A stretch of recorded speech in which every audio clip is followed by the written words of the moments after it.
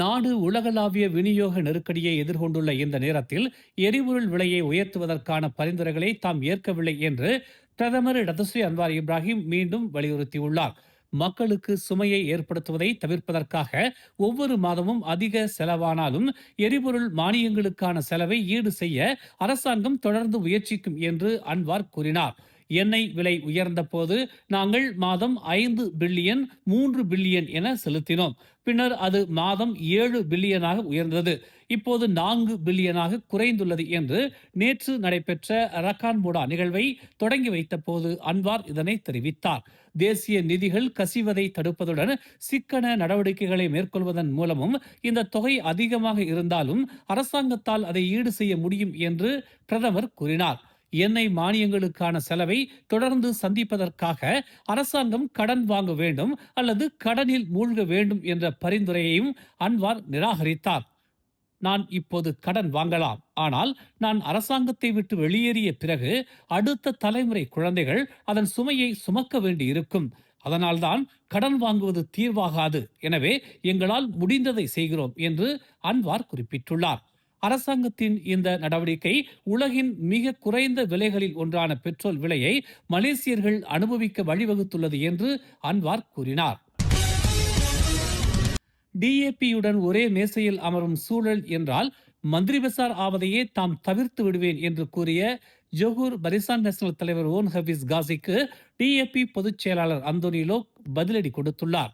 முகநூலில் ஒரு சுருக்கமான பதிலில் ஓன் ஹபீஸின் கூற்றை லோக் கேலி செய்தார். நீங்கள் டிஏபி கட்சியுடன் ஒரே மேசையில் அமர விரும்பவில்லை, அருமை, உங்கள் ஆணவத்தை தொடருங்கள் என்று லோக் பதிவிட்டுள்ளார்.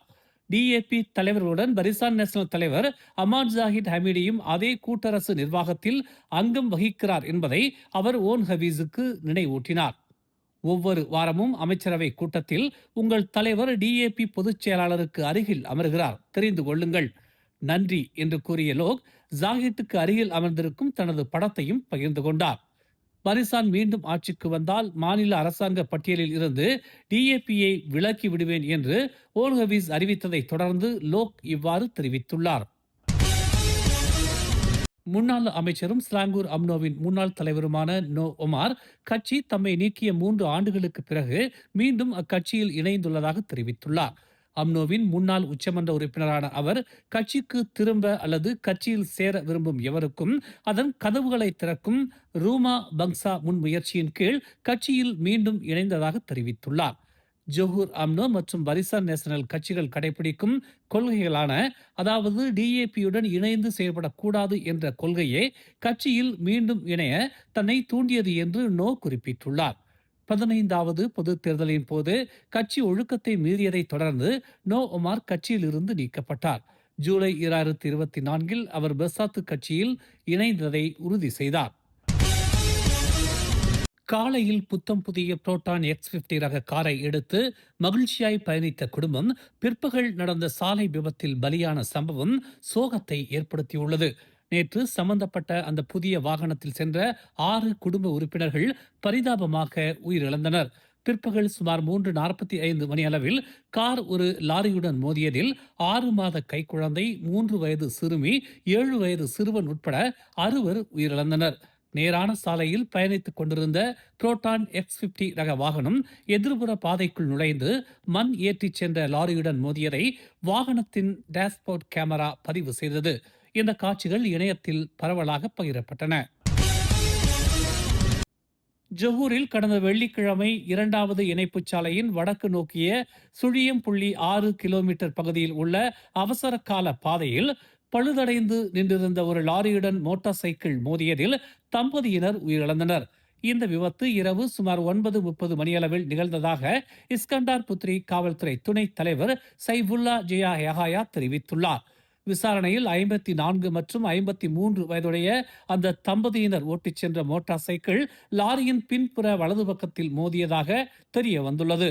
அவர்கள் சிங்கப்பூரில் வேலையை முடித்துவிட்டு ஸ்கூடாய் தமான் மெலாவத்தியில் உள்ள தங்கள் வீட்டிற்கு திரும்பிக் கொண்டிருந்தனர். அந்த ஆடவர் சிங்கப்பூரில் ஹைலிங் ஓட்டுநராகவும் அவரது மனைவி அங்கு ஒரு உணவகத்தில் உதவியாளராகவும் பணிபுரிந்ததாக சைஃபுல்லா தெரிவித்தார்.